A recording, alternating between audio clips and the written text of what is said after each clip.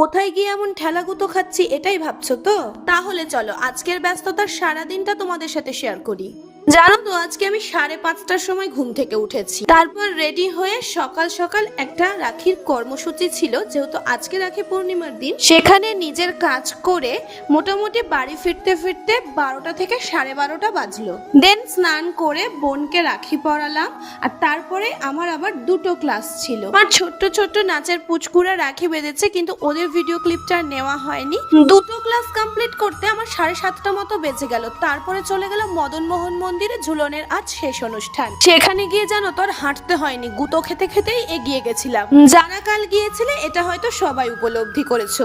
আমার video regular দেখে এমন 2-3 জন আমার সাথে ওখানে দেখাও করেছে, কিন্তু তাদের সাথে কোনো ছবি ভিডিও নেওয়া হয়নি। যদি এই ভিডিওটা তোমরা দেখে থাকো তাহলে অবশ্যই কমেন্ট করো। কিন্তু কতজন একসাথে প্রসাদ গ্রহণ করবে, দেখো কতগুলো লাইন হয়েছে। আমরাও প্রসাদ খেয়ে বাড়ি চলে এলাম, তখন ওই 10টা মতো বাজে।